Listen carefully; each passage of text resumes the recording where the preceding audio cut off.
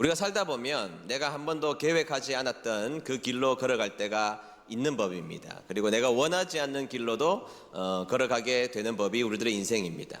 내가 원하고 계획하고 준비한 대로 가면 참 좋을 것 같은데 그렇게 되지 못할 때 우리의 마음속에는 약간 고통도 있는 것도 분명한 사실이겠죠.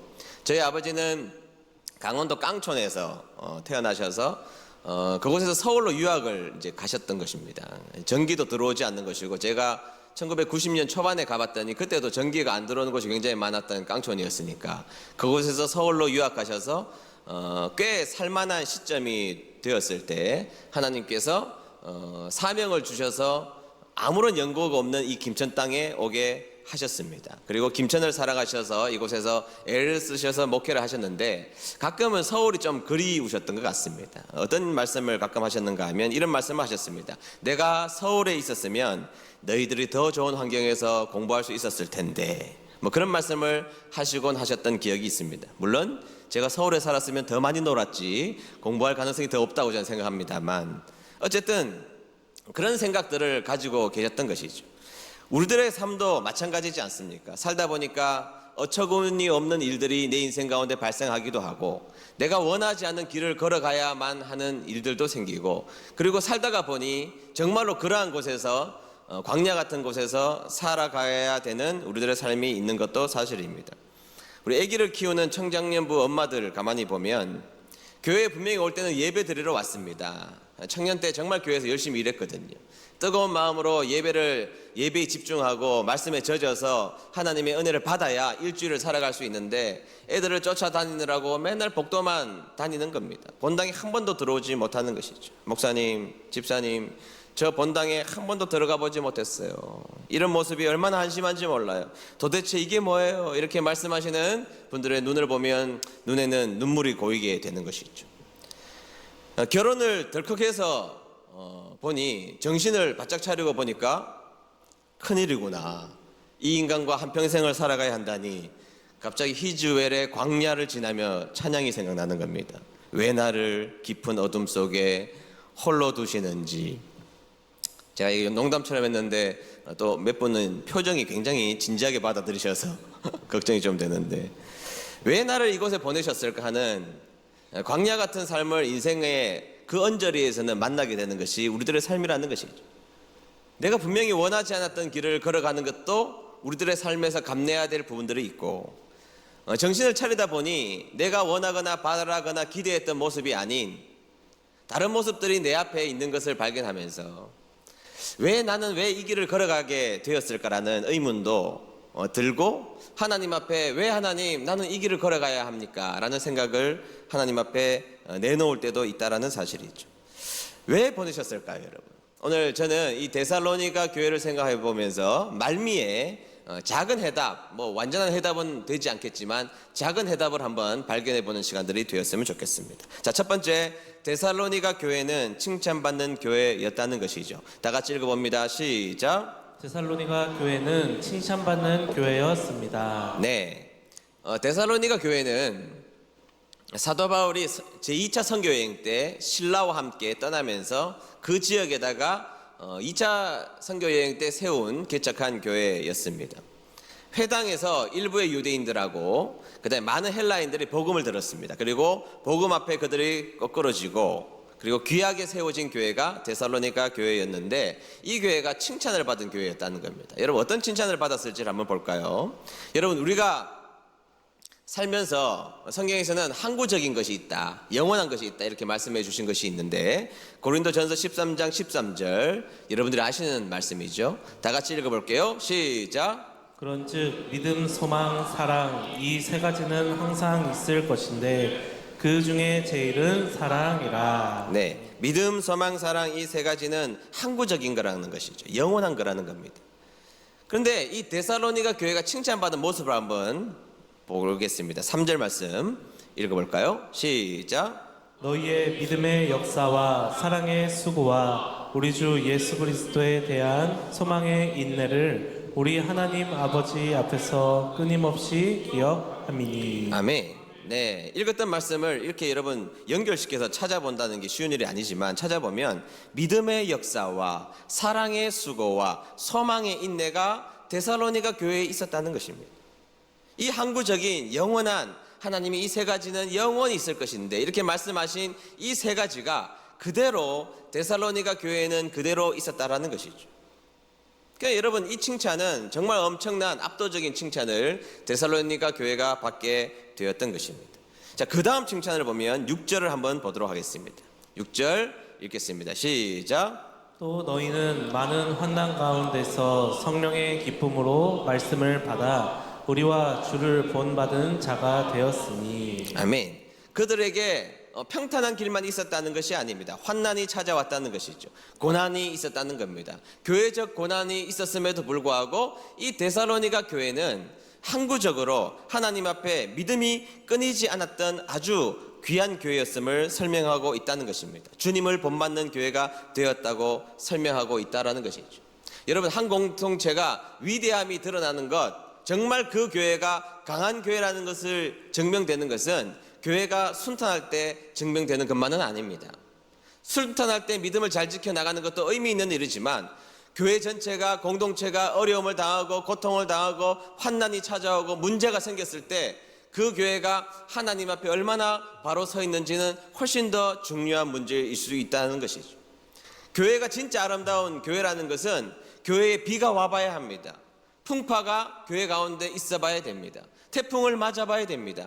골짜기를 걸어가 볼 때 그 교회의 진짜 모습이 드러나게 되어 있는데 데살로니가 교회는 환난 가운데서도 기쁨으로 말씀을 받고 주를 본받는 교회가 되었다고 말하고 있으니 얼마나 아름다운 교회입니까? 환난이 이기지 못하는 그 귀한 교회가 데살로니가 교회였음을 설명하고 있다는 것이죠. 자, 그 다음 칭찬을 보면 8절 하반절입니다. 8절 하반절 읽겠습니다. 시작. 하나님을 향하는 너희 믿음의 소문이 각처에 퍼졌으므로 우리는 아무 말도 할 것이 없노라. 아멘. 자, 믿음의 소문이 났다. 여러분, 소문의 특징은 확장성이죠. 확장성이라서 빠르게 소문은 전파되게 되어 있는데 알고 보면 잘못된 소문이 대부분입니다. 소문은 빠르게 전파되기는 하지만 내용적으로는 명확성이 떨어지게 되어 있는 것이 소문이라는 것이죠. 확장성은 있으나 명확성이 떨어지게 되어 있는데 오늘 성경에서는 뭐라 그러느냐? 믿음의 소문이 났다는 것입니다. 확장성이 있다는 것이죠. 그런데 그 소문을 직접 와서 사람들이 확인해 볼 때 우리는 아무 말도 할 것이 없느라 명료했다는 겁니다. 소문이 확장성만 있었던 것이 아니라 소문이 너무 명료했음을 성경에서는 말해주고 있다는 것이죠. 그러니까 여러분, 이 교회는 너무 아름다운 교회였던 것입니다. 그래서 사도 바울은 이 교회에 대해서 어떻게 평가하고 있느냐? 2장 8절에 가보면 읽진 않겠지만 내 목숨을 너에게 줄게 이렇게 표현합니다. 내가 이 교회를 위해서라면 내 목숨도 바칠 수 있어. 내 목숨을 줘도 아깝지 않아. 그렇게 설명하는 교회가 데살로니가 교회였다라는 사실이죠. 그러니까 여러분, 얼마나 아름다운 교회입니까? 저는 우리 은혜 드림 교회가 지금도 좋은 교회라고 생각합니다만 앞으로도 더 좋은 교회 되기를 주의 이름으로 축복합니다.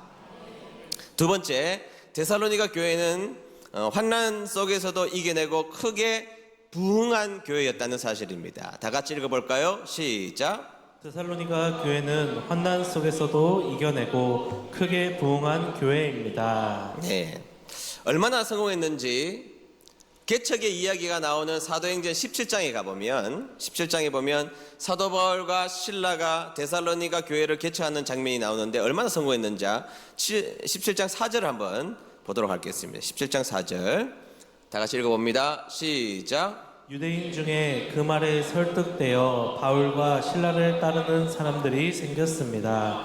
하나님을 경외하는 많은 그리스인들과 적잖은 귀부인들도 바울을 따랐습니다. 아멘. 자, 성경에서는 뭐라고 그럽니까? 바울과 신라를 따르는 사람이 많이 생겼다. 하나님을 경외하는 그리스인들과 적잖은 귀부인들과 많은 사람들이 교회에 가득 차고 있었음을 설명해주고 있다는 것이죠. 근데 여러분, 기간이 얼마나 개척 기간이 걸렸을까도 성경에서 나와 있는데 사도행전 17장 2절 보도록 하겠습니다. 17장 2절 시작. 바울은 습관대로 회당으로 들어가 3주에 걸쳐 안식일마다 성경을 가지고 유대인들과 토론을 했습니다. 아멘. 3주간 머무르게 되죠. 3주간 개척을 했는데 3주 동안 엄청나게 사람들이 모였고, 성경을 읽어보면 사도 바울이 데살로니가 교회를 너무너무 사랑함으로 또 가고자 했으나 못 갔다고 나와 있어요. 그러니까 개척만 하고 3주 머물고 다시 한번 가지 못했던 교회, 한 번도 가지 못했던 교회가 데살로니가 교회였다는 것인데, 3주 만에 엄청난 일이 벌어지게 된 것입니다. 3주 만에 많은 사람들이 물밀듯이 밀려와 개척에 성공하게 되었던 것이죠. 개척이 얼마나 힘듭니까? 우리 은혜드림교회도 36년 전에 개척할 때 눈물로 개척했습니다. 기쁨으로 개척했지만 많은 고생을 했던 개척 멤버들이 이곳에 있습니다. 개척할 때 어려운 일이었습니다. 근데 여러분, 개척을 또 이방 땅에다가 하니 그것도 만만한 일은 아니었던 것입니다. 또 개척을 하고 조금 있다가 좋은 일만 생길 수 있나요? 어려움을 만나게 됩니다. 5절 상반절 읽도록 하겠습니다. 5절 상반절 읽겠습니다. 시작. 그러나 유대인들이 이들을 시기하여 시장에서 불량배들을 모아 폭동을 일으켜 도시를 혼란에 빠지게 했습니다. 아멘. 잘 되었습니다. 잘 되면 시기를 받게 되는 겁니다. 여러분, 시기 받습니까? 혹시? 잘 되고 있다는 증거입니다. 잘 되고 있으니까 시기를 했는데 시기만 하는 것이 아니었습니다. 시장에 온갖 깡패들, 불량배들을 불러 모아다가 교회를 쑥대밭 만들게 되었던 것입니다. 깡패들을 동원해서 무력 행사함으로 정말로 실질적으로 큰 어려움을 겪게 되었다는 것이죠. 여러분, 깡패 무서워요, 안 무서워요? 깡패가 무섭죠? 왜 무섭습니까? 깡패들은 보면요, 이렇게 우리 때 보면 막 옷을 벗기면 용이 막 날아갑니다. 근데 여러분, 그 문신을 가만히 생각해 보면 요즘처럼 기계가 좋을 때도 아닙니다. 타투 이런 게 아니고요. 옛날에는 진짜 고통 가운데 온몸에 문신을 하면 고통 가운데 있는데 용이 한 3마리 날아간다? 자기 몸을 그렇게 학대할 수 있는 사람이라는 것입니다. 여러분, 자기 몸을 그렇게 학대하는 사람이 남은 얼마나 학대를 쉽게 할 수 있겠습니까? 그래서 무서운 것이거든요. 그런데 그런 불량배들이 찾아와서 교회를 부수고 난동을 부렸으니 교회가 완전히 쑥대밭이 되어버리고 말았던 것입니다. 여러분, 3주밖에 안 됐습니다. 사람들이 시기합니다. 온 동네에 소문이 났습니다. 깡패들이 들이닥쳤습니다. 교회를 어렵게 했습니다. 교회 문 닫아야죠, 이 정도 되면. 3주밖에 안 됐는데. 3년 된 교회가 아닙니다. 30년 된 교회도 아닙니다. 3주밖에 안 된 교회에 이런 일이 벌어졌으면 문 닫아야 될 것 같은데, 그 교회는 훨씬 더 큰 힘을 가지고 환난을 이기고 반듯하고 최고의 칭찬이 넘치는 교회가 되었다는 사실입니다. 여러분, 고난이 찾아오면 그것이 우리를 무너뜨릴 것 같아도 사람들이 넘어지지 않습니다. 그 속에 하나님을 사랑하는 마음과 하나님을 의지하는 마음이 있으면 고난을 이겨내는 백성들이 하나님을 믿는 백성인 줄로 믿습니다. 고통스러워도 예수의 이름을 가진 자라면 예수의 이름으로 능히 이겨낼 수 있는 것이 바로 하나님을 믿는 신앙인들인 줄로 믿습니다. 그게 성도님들이고 그게 예수님을 소유한 백성이라는 사실을 기억하는 여러분 되시기를 축복합니다. 데살로니가 교회는 고난 가운데서도 일어나더라는 겁니다. 일어나더라. 그게 성경에서 말하고 있는 큰 자랑이었던 것입니다. 여러분, 우리 은혜드림교회 성도님들이 인생을 살면서 고난이 찾아올지라도 고난이 우리를 이기지 못하는 주님의 귀한 백성들 되시기를 주의 이름으로 축복합니다. 자, 마지막 세 번째, 그 누구의 희생은 반드시 꽃과 열매를 맺는다는 사실을 기억해야 한다는 것이죠. 다 같이 읽어봅니다. 시작. 그 누구의 희생은 반드시 꽃과 열매를 맺습니다. 네, 오늘은 이제 여기까지 오려고 앞에 여러 가지 이야기들을 함께 나눴던 것입니다. 자, 데살로니가 교회는 칭찬을 받는 교회였습니다. 환난 가운데서도 이겨내는 아주 능력이 있었던, 참 잠재력과 능력과 그런 것이 있었던 교회였던 것이죠. 그런데 성경을 가만히 자세히 들여다보면 이 데살로니가 교회에는 한 명에게 집중되어 있음을 우리는 볼 수가 있습니다. 사도행전 17장 5절부터 9절까지인데 제가 다 읽지는 않겠습니다만 스크린으로 좀 띄워주시면 한 사람이 유독 이름이 등장하고 있습니다. 5절에 보면, 맨 마지막에 보면 이렇게, 그들은 바울과 실라를 궁중 앞으로 끌어내려고 누구의 집으로 쳐들어갔다고요? 야손의 집으로 쳐들어갔다. 야손이라는 이름이 등장합니다. 6절 보겠습니다. 6절 중간쯤 보면 이렇게 나와 있습니다. 그들은 야손과 다른 형제들, 야손과 다른 형제 및 사람, 이렇게 나와 있어요. 그러니까 여러분, 데살로니가에 많은 사람이 있었겠지만, 성장하고 부흥하는 교회였지만, 여러 사람의 이름 말고 야손이라는 이름이 집중되어 나와 있음을 볼 수가 있습니다. 7절 보겠습니다. 7절 그런데 누가, 야손이 이렇게 나와 있죠. 9절 보겠습니다. 9절 그러나 마을의 관원들이 누구와 야손과 다른 신자들에게 보석금을 받고 그들을 풀어 주었습니다.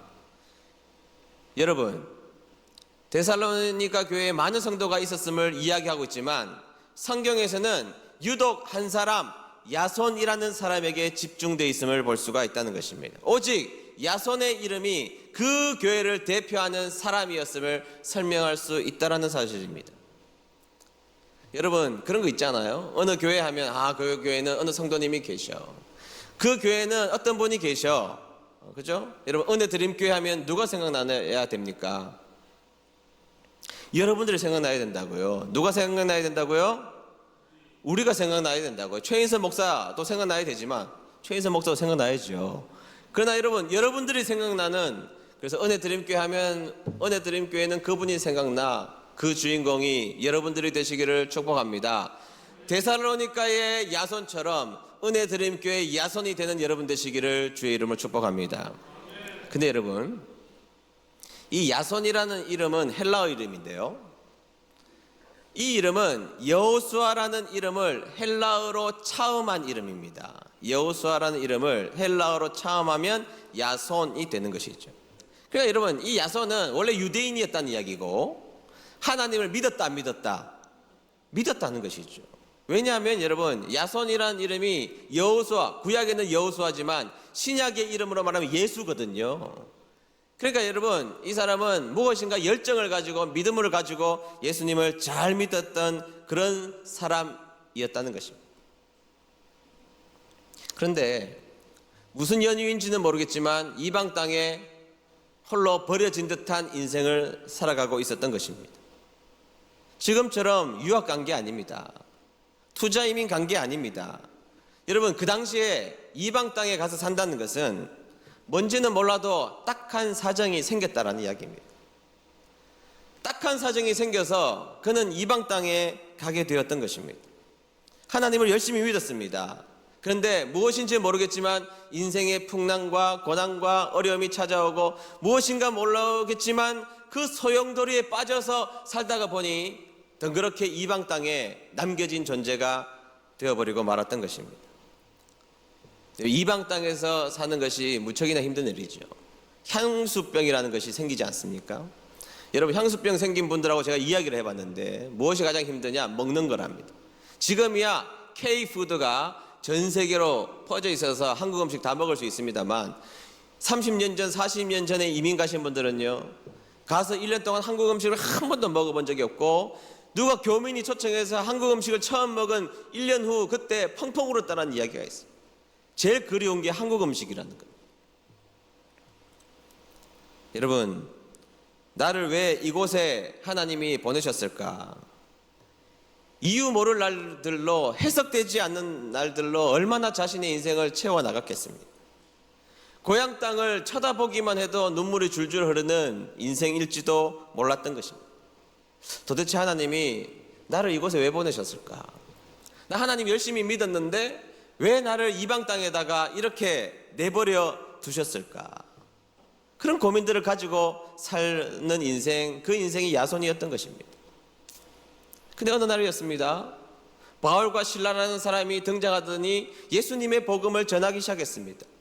듣고 마음속에 감동이 찾아왔습니다. 예수님을 구세주로 영접하게 되었던 것입니다. 그 복음에 압도되어서 복음에 통제된 이 야손은 신이 났습니다. 그들이 소개하고 있는 예수가 자신의 이름하고 똑같다는 생각을 해보니 더 기쁜 일이었던 것입니다. 은혜를 받고 자기 집을 내놓았습니다. 복음의 선두기지로 자기 집을 내놓아서 바울과 실라뿐만 아니라 믿음의 사람들이 자신의 집에 와서 머물게 되는, 극진히 모시는 그런 사람이었고, 그때부터 교회는 짧은 기간에 급성장하는 모습을 보게 되었던 것입니다.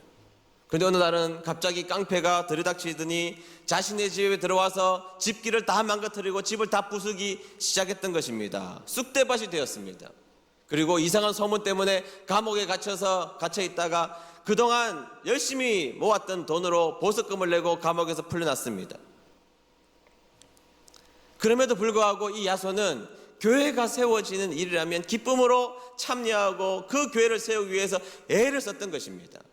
그래서 데살로니가 교회는 야손이라는 인물 때문에 이 교회가 아름답게 세워졌노라고 이야기하고 있고, 사도 바울이 인생의 마지막 막바지에 자신에게 도움 준 사람을 로마서 16장에 기록하고 있는데 거기에 야손이라는 이름을 등장시킵니다. 이 야손은 나를 위해서, 교회를 위하여서, 예수 그리스도를 위해서 몸바쳐 희생한 사람이 야손이었다는 것을 설명해 주고 있다는 것이죠.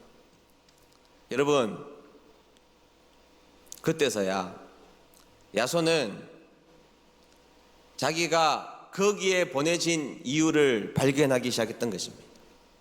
처음에 고달프게 데살로니가 지역에 들어왔을 때에 하나님은 도대체 나를 이곳에 왜 보내셨을까? 왜 타향살이 때문에 눈물 나게 했을까? 왜 힘든 곳에 처박아 두고 하나님은 나에게 아무 말씀도 하지 않으실까? 얼마나 고통스러운 인생을 보내는지 모릅니다. 그런데 비로소 자신의 인생의 그림자가 거두어지고 복잡했던 퍼즐이 딱딱 맞춰지고 얽히고 설킨 실타래가 풀리는 순간을 야손은 맞이하게 되었던 것입니다. 하나님께서 나를 미리 이곳에 보내주신 중요한 이유는 이곳에 칭찬받는 교회, 의미 있는 교회, 하나님께서 기뻐하시는 교회를 세우시기 위하여서 나를 사용하시기 위해서 이곳에 보내셨다는 그 감격을 마주 대하면서 자신의 고통의 이유가 다 해결되는 것을 맞이하게 되었던 것입니다. 내가 이곳에 왜 왔을까? 한심하기도 하고 고통스러웠지만 교회가 세워지면서 자신의 헌신이 필요하다는 사실을 인식하면서 하나님이 나를 이곳에 미리 보내신 이유를 그는 깨달았던 것입니다. 광야였다고 생각했는데 샘물이었고, 막다른 길이라고 생각했는데 새로운 길이 열리는 놀라운 시작점이 되었고, 어두웠는데 그곳에서 하나님의 빛이 열리는 그곳이 바로 자신이 서 있는 곳이라는 것을 야손은 깨닫게 되었던 것입니다. 우리가 왜 아프냐고요? 잘 모릅니다. 왜 이런 일을 만났냐고요? 잘 모릅니다. 그러나 여러분, 신앙인은 지금 그 해답을 꼭 알아야만 그 인생을 살아갈 수 있는 사람들이 아닙니다. 정답이 보여야만 그 인생을 살아갈 수 있는 사람도 아닙니다. 왜냐하면 정답 대신 그 하나님이 우리를 선택하시고 우리를 인도해 주신다면 여호와는 나의 목자시니 나에게는 더 이상 부족함이 없는 인생이기 때문이라는 고백 때문이라는 사실이죠. 그리고 그 삶을 살게 하신 하나님에 대한 신뢰와 믿음이 훨씬 더 중요하다는 것입니다. 우리가 하나님을 믿는 그 믿음, 하나님이 내 인생을 결코 놓지 않는다는 그 신뢰함이 오늘 우리들의 인생을 살아가게 하는 힘이라는 사실을 기억하는 여러분 되시기를 주의 이름으로 축복합니다.